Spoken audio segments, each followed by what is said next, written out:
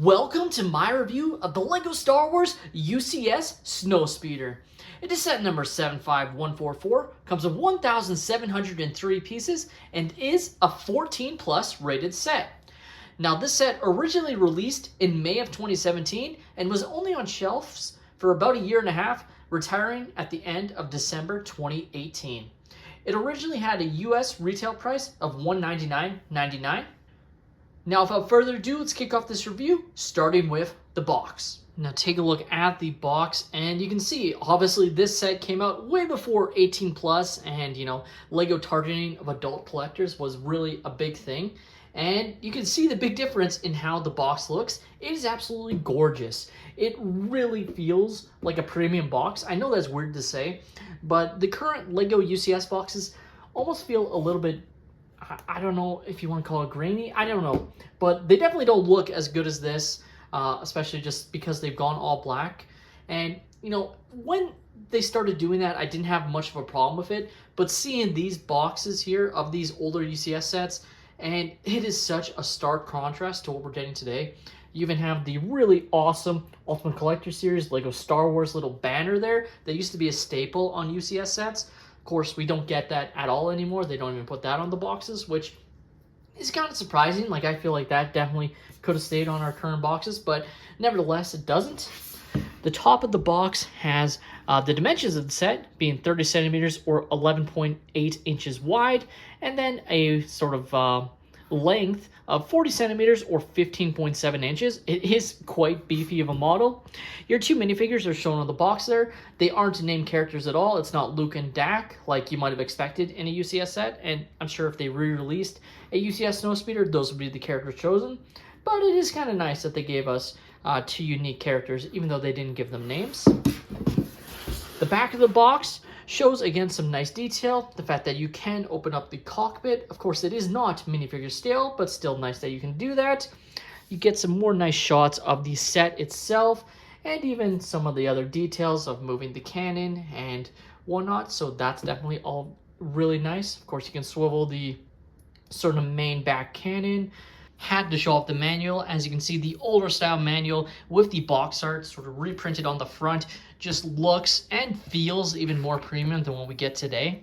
Inside, of course, it is pretty standard. It is the same as what we used to get. Of course, Jens is still the LEGO Star Wars head designer, but you have some really cool sort of shots of the Snowspeeder from The Empire Strikes Back, of course, and also the designer of this set. So nowadays, I don't even think they would do that. This individual designer, they just have a little spiel from Jens, the head designer. So back in the day, they used to show who actually designed the set and did a little Q&A session. Even graphic designer, just the art director, like really cool stuff that you just don't get anymore.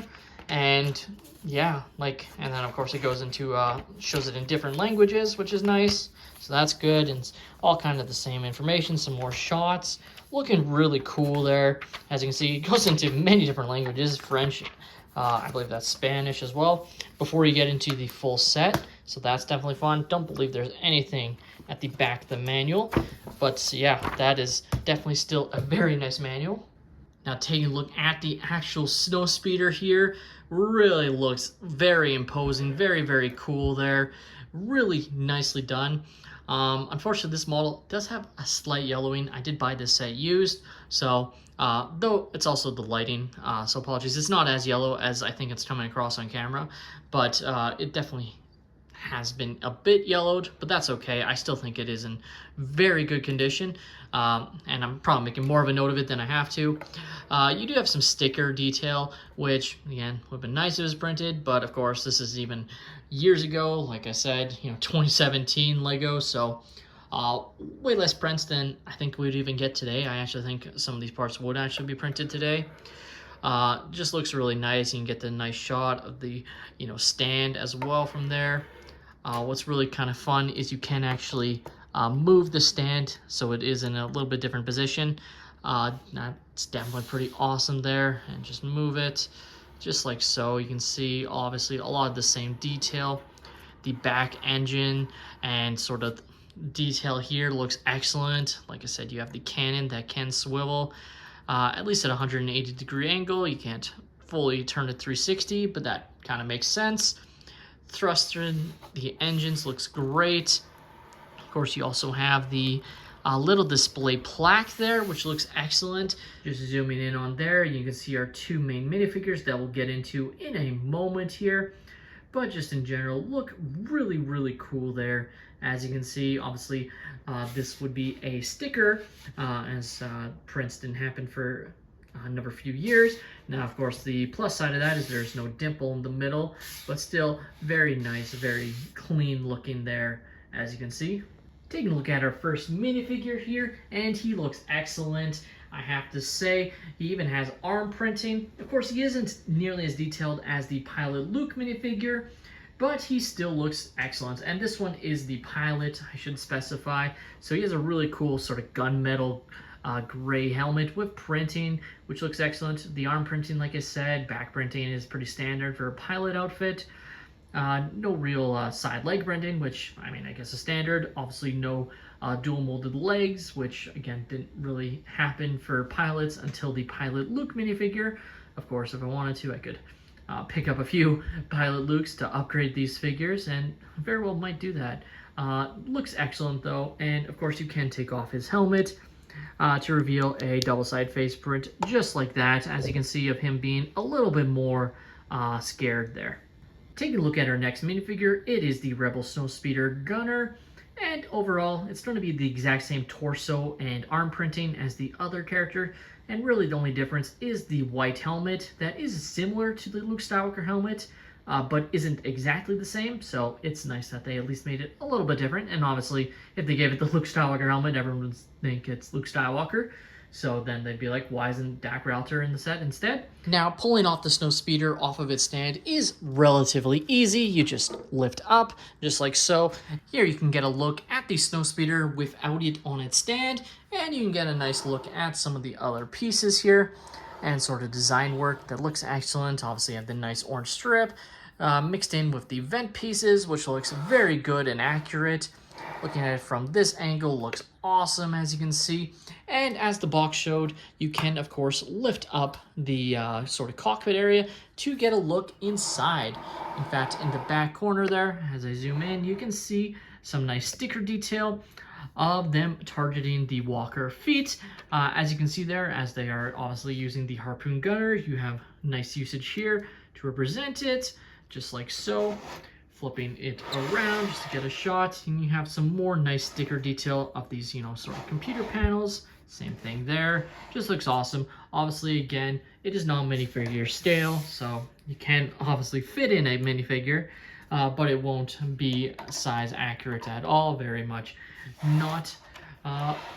Doesn't look too bad. It's definitely not super far off, but you can just tell it's definitely not size accurate whatsoever. And as most UCS sets aren't, obviously one of the only exceptions would be the UCS AT-AT in terms of the size being very close to minifigure scale. So overall, inside there looks nice. You get some nice look at the sort of stickers on the side canopy there. Moving the center around, you get another look at the cannon here, which looks really, really nice. Really well done there. Obviously, very well brick built. You have the nice little sort of windscreen for the gunner to see out of, which is nice and really just looks excellent. I really, really do love the overall look of this set, and it's obviously very, very iconic ship, and makes sense why they made it as a UCS set. And picking up the set just to show the bottom of the ship as best as I can, just to show where this set fits inside without damaging the set, hopefully. As just don't want to cause any issues there, but it is kind of fun. And you can see that spot where my pinky is. That is where the ship sits on the stand. So obviously very similar to other LEGO UCS sets in terms of sitting on the stand, and allows you to easily remove the set if you want to. And just showing the set going back into the position as best as I can there. So you try and line it up, and then it will fit just inside. Now, of course, this set is quite old, so I do find it will go straight to leaning, but generally you can move it and it will stay. But I find if you move it, it's gonna easily tip forward. So I can't speak to if that was always the case or not, or if that's just a result of the fact the set's been built for years at this point. But either way, I still think it is a pretty handy feature there. The LEGO UCS Snowspeeder to me is an absolutely breathtaking model.